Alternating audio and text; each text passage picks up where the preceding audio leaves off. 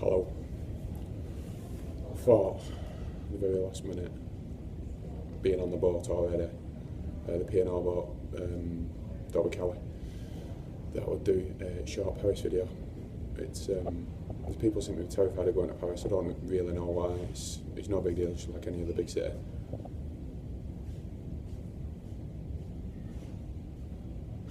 Exchange looks off people because I'm filming myself. Never mind. I'm not actually going to Paris either. I'm going just outside. But yeah, it's Sunday. It is 8:10 English time, so I'll be running down. I have to sit through the night. I'll probably be down there sort of early hours tomorrow morning. Need to get fuel on the other side just a little bit. I've got over a quarter of a tank to get me down there, but I don't really want to have to mess about getting fuel tomorrow, so I'll get it tonight. I've got a little bit more time tonight than I will have tomorrow. So yeah. You alright? Yeah, hopefully it should be good. And this is us leaving Dover. Very unusual. Trucks down there. Usually where I'd be actually down there when my fridge running, but they've put me on the bottom deck and plugged my fridge in. It's very unusual for P&R. Very unusual, and I've only ever done this a handful of times. We've come out of, where's my finger? Come out of that side. Usually we come out of that side over there, but we've come out of this side because of one of the new Spirit of France and Spirit of Britain boats coming in. So we left 5 minutes early, and we've come out this side. And it's a very scenic evening leaving Dover.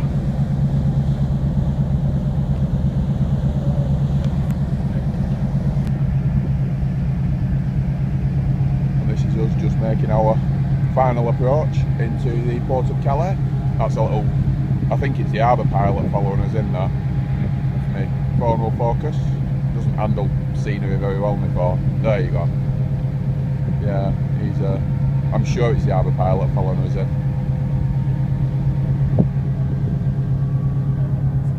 And there's Calais. Again, phone not handling. There you go, focusing. Doesn't like long range stuff before. People.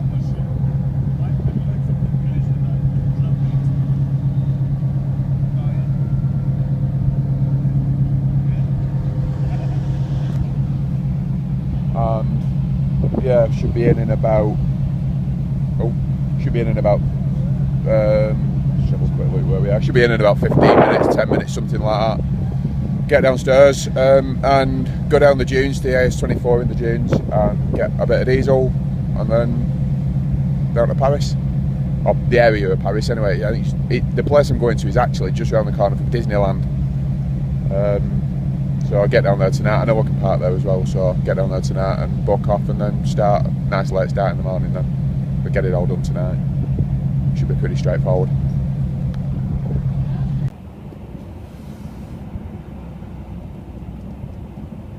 And this is me just about to get off the boat.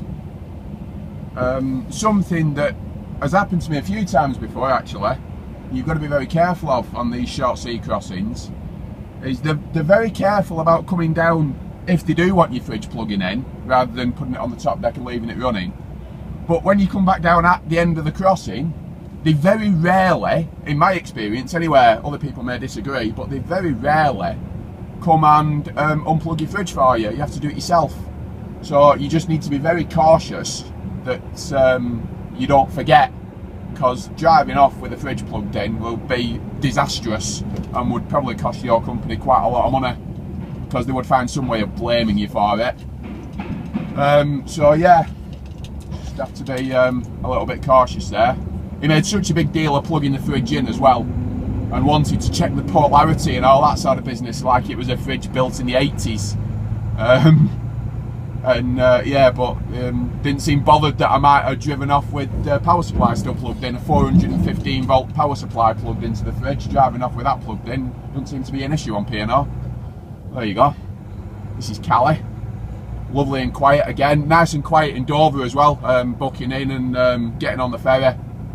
So yeah, should have a really steady run down now.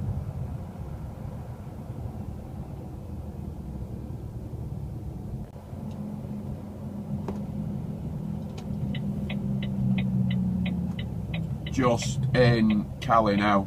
I don't know, let's light them up. Little crowd of people walking up there are illegal immigrants.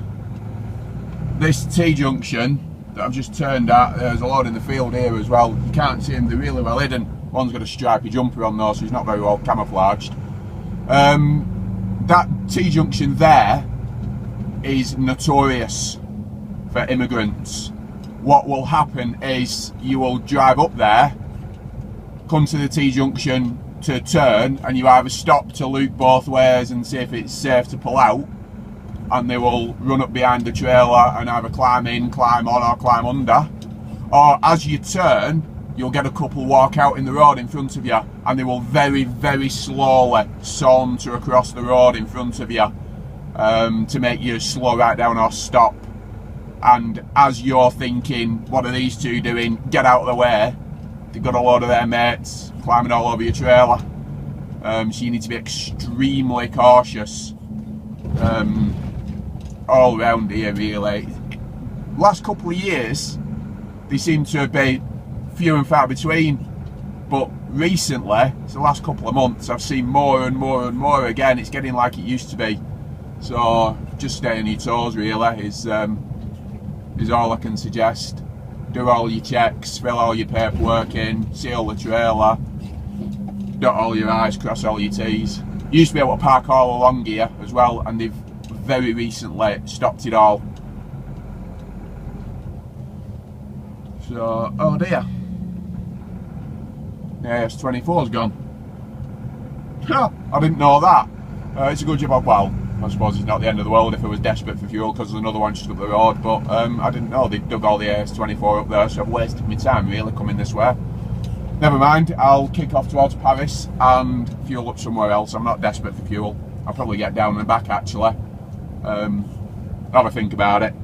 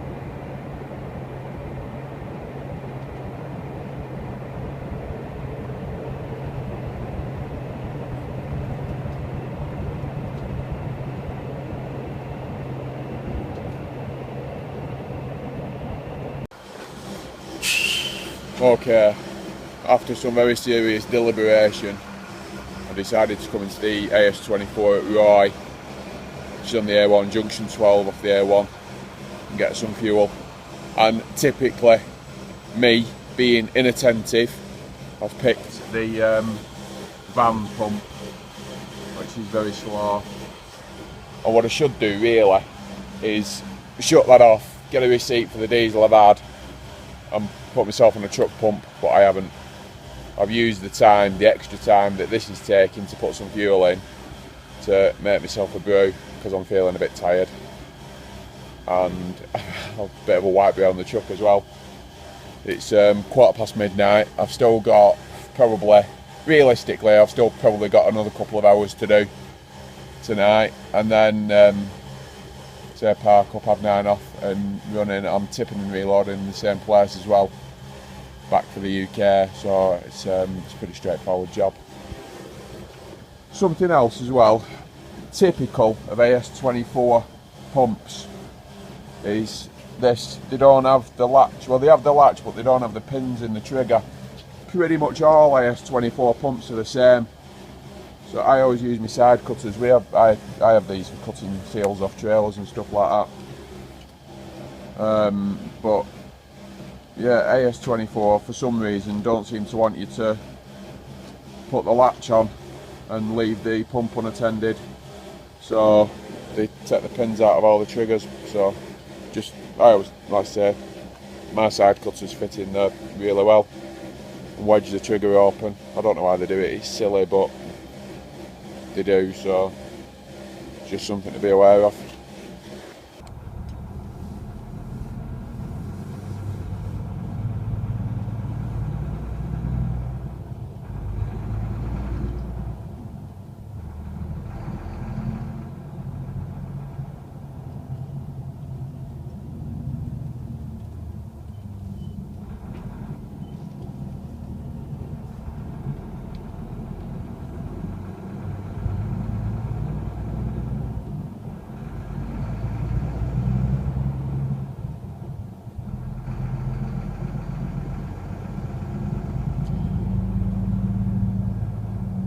I was just thinking then I wasn't going to talk in this clip, but I've just thought of something to say.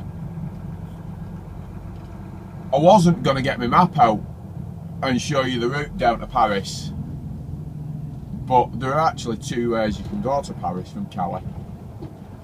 There's this one, which is by far the most popular one and generally accepted to be the way down, but there is another way you can go,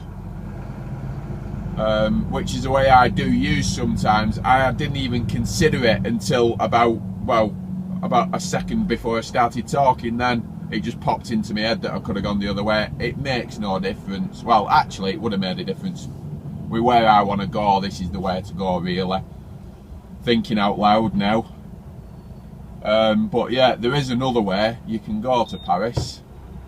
So I will, tomorrow, get my French map out and go through both ways, this way and the other way.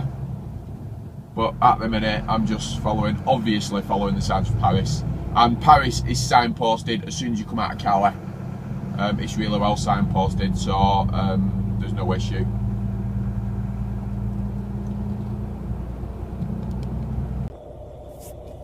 Right, it is 11 o'clock English time. I've just done 9 hours off.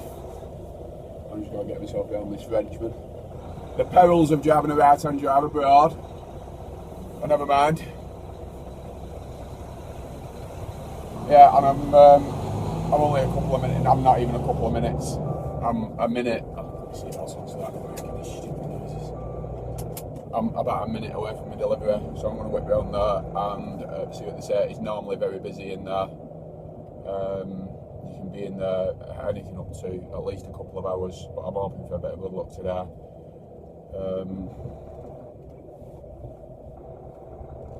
See how we get on.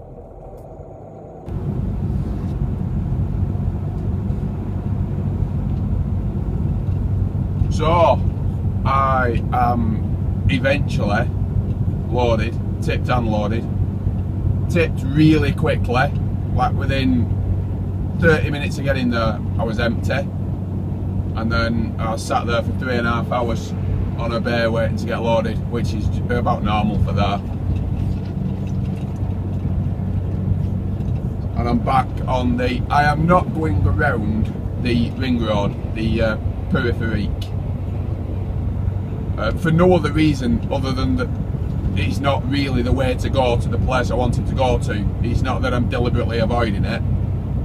I'm on the 104, the Francilina, and again later on I'll get my map out and I'll show you what I've done. I'll show you in retrospect. I'll normally show you what I'm going to do before I do it, but I'll show you what I've done after I've done it on this one, because it was dark last night and my phone doesn't really do my map very well under the interior lights in this. So I'll get my map out in a little while. In fact, probably when I get back to Calais, I'll get my map out and show you the way I've come. But as you can see, I mean, I'm right on the outskirts of Paris here, and everybody's driving very sensibly. It's not particularly busy. It's just normal traffic, just normal driving. And again, you'll hear all sorts of horror stories about people ramming each other driving through Paris. And yeah, they can be a bit pushy and shovey, but no more than anywhere else. And you drive around the peripherique, and yeah, it can be busy in rush hour in the morning, and in the afternoon it can be busy. No more than any other city in Europe. driving too fast. So yeah, it's all fairly sensible and it's all fairly civilised. If you make it out to be something it's not, then, well, I don't know. I always find it really easy. All I'm doing now is following the signs to the airport, Charles de Gaulle, and that'll put me back on the A1, heading back up towards Calais. Dead straightforward. Couldn't be easier.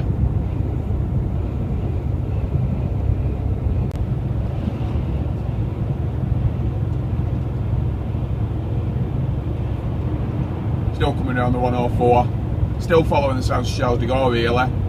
I've picked up the signs for Lille now, so follow that as well, but they both take me in the same direction just for the minute.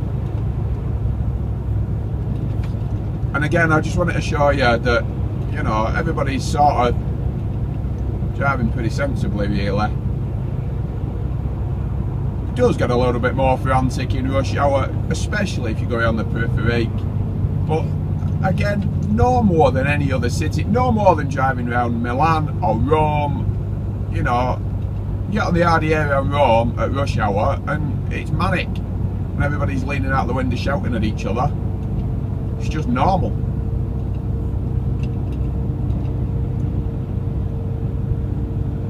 This Francilina as well, this 104, is an alternative route around Paris, but it is quite a bit longer than going around the Périphérique.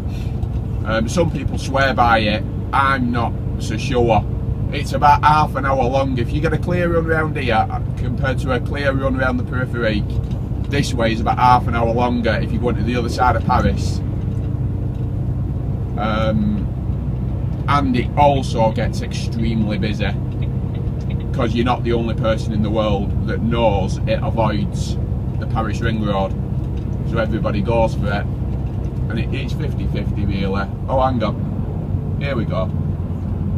This may be something to get on. Yeah, alright, there we go. Get this on. And stop by the customs. There you go, customs followers. He'll want to have a look in the trailer, which will be a bit of a pain because the trailer's sealed. We'll need to get him to fill all the relevant paperwork in. I saw him parked up the slip road earlier on. I thought he hadn't seen me, but he's obviously a bit keener than I thought he was. Never mind. We'll deal with him and get on our way.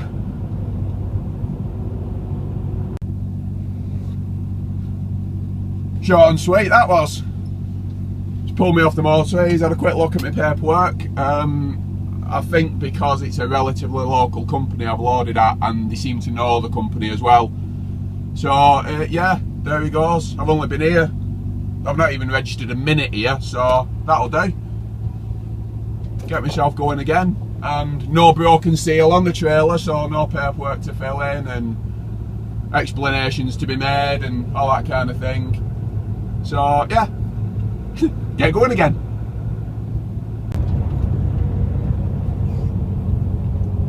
Easy.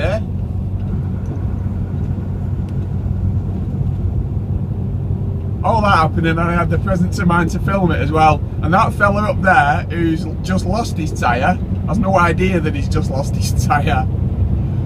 And how you can, oh, I think he knows now. Does he know? Yeah, if that had been my truck, I'd have been in hot pursuit now, I can tell you. Here we go, when do you get out? Yeah, well, dear me. There you go. The Belgian, the people carrier there wasn't for letting me out, he could see what was happening. Yeah, there you go. All exciting stuff.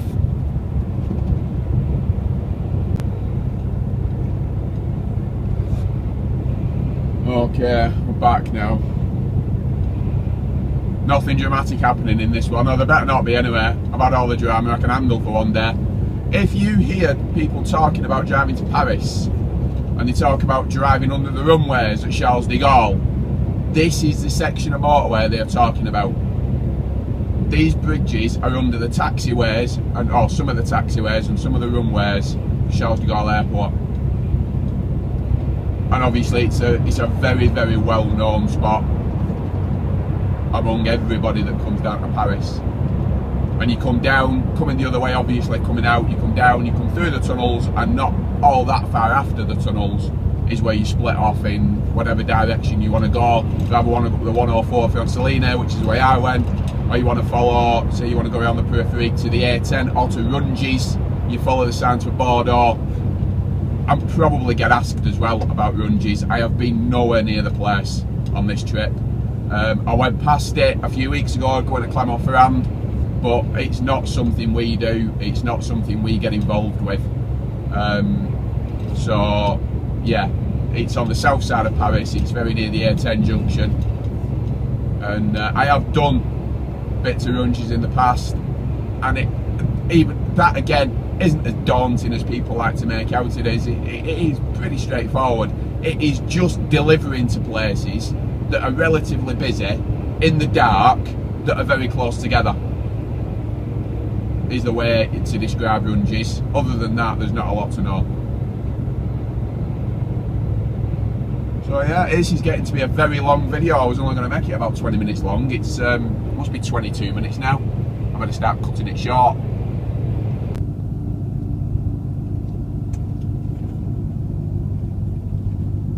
Just dropping down into Calais Port now, and it is, again, it's uncharacteristically quiet, which is a pleasant surprise.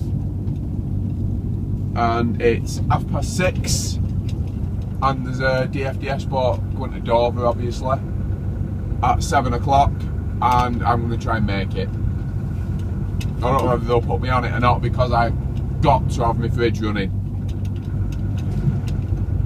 There's some stuff you carry, you can switch your fridge off for a couple of hours while it's on the boat, but I haven't got this option. Or sorry, I should say that option with this load. So I need to speak to them, see whether they can get me on the next one. But first we have to do the controls, and this lady, there you go, well, directors into Heartbeat. Because I've got a hard-sided trailer, you can't go through any of the other controls, you've got to go through the Heartbeat. What they normally do, I think that's what they're doing here by the looks of that, is they'll pull you into the shed and they just walk around the back, have a quick look underneath, and then make sure the trailer's sealed. Now if it's sealed, most of the time they let you go. If it's not sealed, that's what he's looking for there. If it's not sealed, I think he's just broken his seal there by the looks. He has. Cheeky.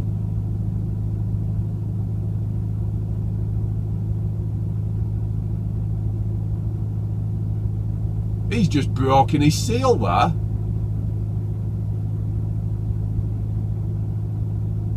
He'll not break mine because it's wire.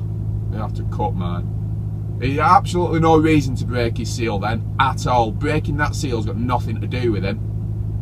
He has to ask the driver to break the seal. He's, I'm not saying he's done it deliberately, but he's certainly possibly caused that driver some issues when he gets to his delivery point. Anyway, nothing to do with me.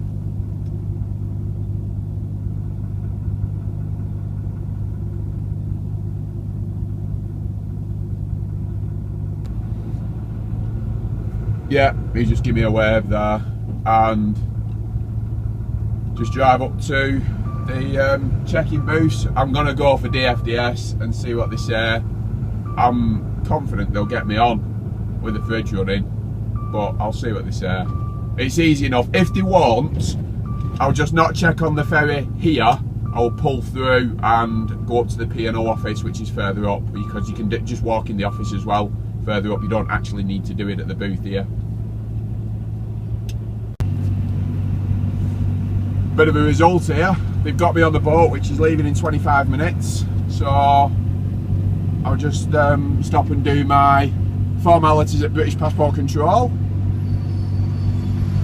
All right, all right.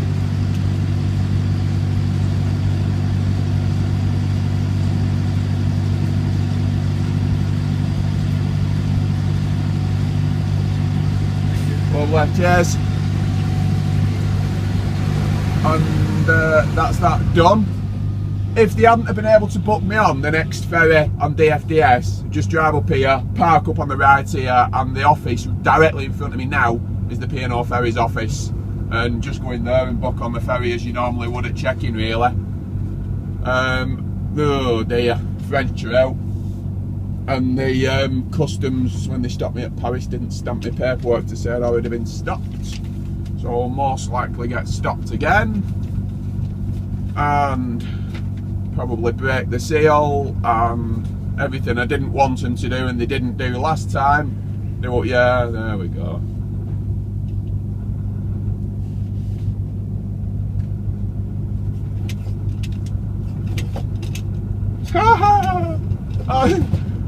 I can't believe that.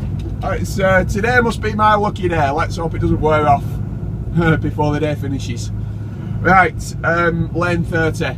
And you just drive up round here, find lane 30, park in it, and they'll come and find you when they want you to go on the boat, and it couldn't be easier. Okay then, I'm just on the boat. I'm back in England, and as you can see they're offloading, but this is an unaccompanied trailer in front of me there, so I've got to wait for one of the tugs to come and get that off, so I'll be a few minutes, so I've got time to show you. This is the way I went. Calais, down there, split off there, and down to Paris that way. I'll show you in more detail in a minute the way I went. The place I went was round here. This is the other way I mentioned you can go. You can go down to Amiens and come down that way and come into Paris there. They're very, very similar depending on where you're going in Paris. Obviously if you're going over this side you don't want to go that way to come back across, so that's the way to go. But if you're going that side, that's a perfectly acceptable way to go down past Amiens. And I'll show you there, that's the A1, that's what I came down, and you follow it all the way down onto the Paris Ring Road. But what I did was came down, went across there, up there, round the 104. It meets the A4. This is the Met motorway, the A4 meets the A4, and then you can go back there and you can go around the 114 and miss out all this like central area altogether.